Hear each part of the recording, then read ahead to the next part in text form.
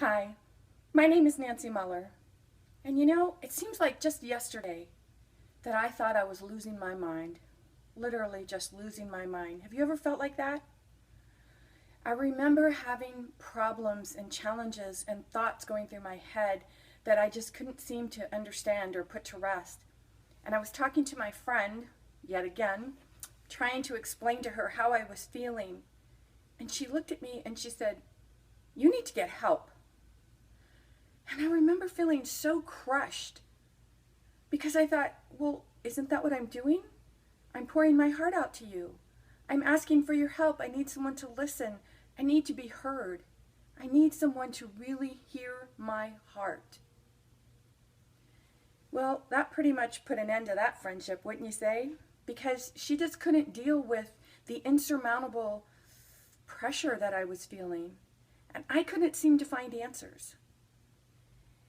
The next thing I know, one night, I just crumbled on the bedroom floor, sitting there crying like a mass of quivering jello, crying. My husband was asking me, "What's wrong? What's the matter with you?" And I said, "I don't know. I don't know. I can't find answers. Here I am, this really strong person, and I can't find answers. I'm having horrible nightmares every night. They're just so horrible and bloody, like I think even Stephen King would have been scared of my dreams." And I just sat there crying on the floor, quivering. But then the thought that was running through my head is, I have to stop this. I have to be strong. I'm stronger than this. I can't let my daughters come in and find me like this. What would happen? What would they think? Come on, Nancy, pick yourself up off the floor. You can do this. After everything that you've been through, you can do this. So I went to the doctor and I told him, I said, "I don't know, I can't sleep. I don't know what's wrong with me." So of course his answer was to prescribe antidepressants. I think I took them for about a week, but the nightmares didn't go away. And I went back and I said, "This is not helping. Something's wrong. I'm losing my mind." So he sent me to a therapist. So I started working with a therapist. And through working with a therapist, I thought, this is great. I can finally just say anything I want without being judged, and it just all comes out. And of course, she wants me to start talking about my childhood. And I said, great, this is good. Maybe I can just talk about it and get it all out, and it'll be done and behind me. But I kept thinking to myself, I've already done that. How is this going to help? But I was so desperate. I just wanted answers. I wanted peace of mind. So of course we talked about my childhood. Of course we talked about the verbal abuse, the physical abuse that escalated to sexual abuse by the time I was 12. We talked about my marriage that on the outside looked so wonderful and on the inside wasn't so wonderful.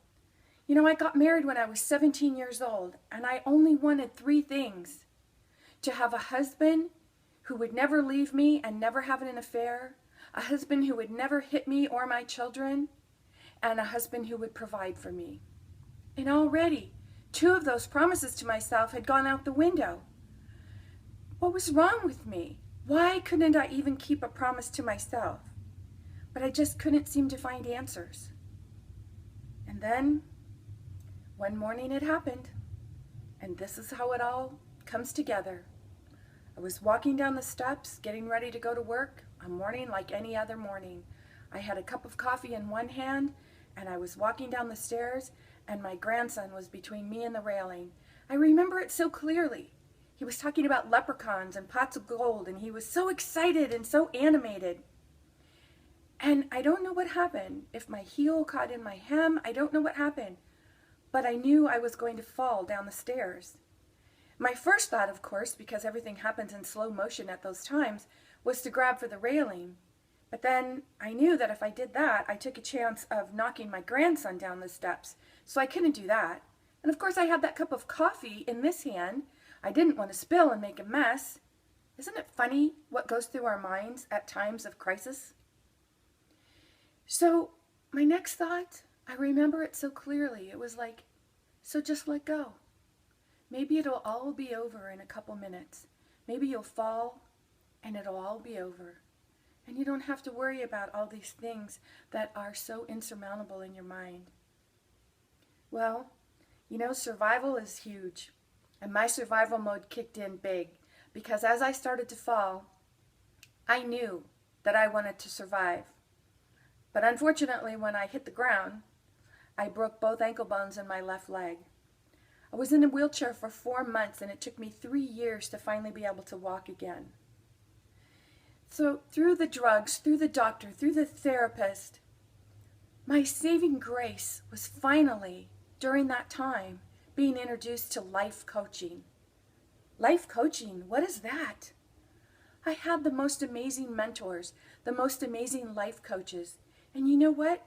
They talked to me. They understood me.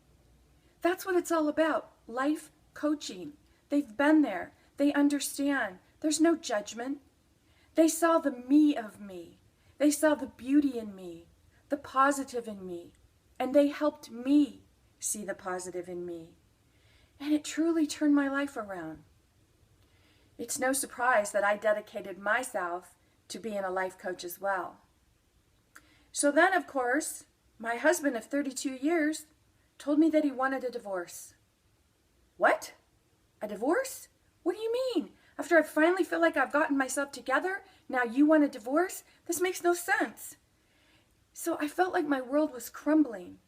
Because if I wasn't that wife, that mother, that homemaker, that homeowner, who was I? I had been married longer to him and in that role than I'd been on the entire planet. What was I supposed to do? Well, I did what any woman would do. I blamed him. But you know, from all the teachings from my life coaches and the teachings that I teach my clients, I knew that wasn't the answer. I knew I had to take culpability in my role about this divorce. So I decided to become my own client. And I'm here to tell you that if you're having challenges in your life, challenges that you feel are so insurmountable, like you can't tell someone, oh my gosh, if I told someone what's really going on in my mind, I would be judged so harshly. That is a lie that you tell yourself. That's not true. It's absolutely untrue. Give yourself permission to find someone that you can talk to. Now, as I shared with you, I tried talking to my friends. But isn't that what we all do? Girls talk to each other. They want to talk to their friends. They want to share their problems. But the truth of the matter is, friends aren't equipped to help you through what you need to get through. There are friends because, let's face it, there are certain things that we hold back, right? Certain things that we don't want anyone to know because we're afraid of being judged. Life coaching is the opportunity for you to be who you are, to get it all out there, and to understand the gift that you are. Find a life coach, work with her, let her show you the gift that you are. Let her hold you up as this wonderful, beautiful woman that you are until you can see what she sees. It is an amazing journey, absolutely amazing. I am on a mission to really encourage women globally to seek life coaching, mentoring. If you are having any kind of challenges in your life, no matter what it is, no matter what, even if you think, oh, that's just so little, that's not even worth talking about. It is if it's coming up in your mind. You know, there are so many life coaches throughout the globe, and I've been so fortunate to meet so many of them. I offer a 30-minute free consultation to anyone who wants to find out more about life coaching, find out more about what I do and my genre of coaching. And at the end of that 30 minutes, you may decide that it's right to work with me. You may not feel the energy is right between us. But here's the great news. I have a whole list of other life coaches who might be just what you're looking for. So here's the thing. Make the phone call. The whole journey begins with the first step. Give yourself the gift of happiness, peace of mind, joy. What do you want more than anything in your life? It's yours. It's yours. All you have to do is believe that you deserve it and understand what your beliefs are and understand your beliefs that are keeping you from having everything that you desire. I am living proof that no matter what you've gone through, you deserve to have an abundant life. It's not what happens to you in your life. It's what you do with what happens to you.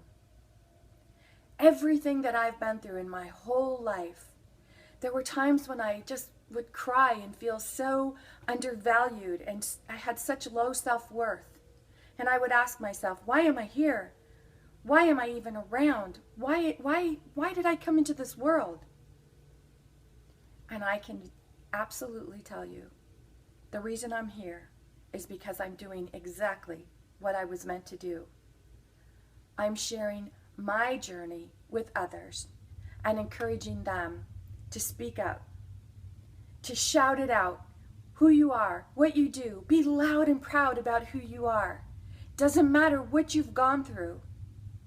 Anyone who's judging you, it's probably because they're too busy trying to ignore what they're not looking at for themselves.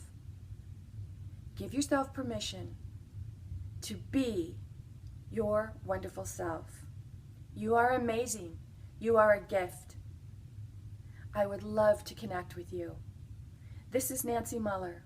Please call me, connect with me, visit my website.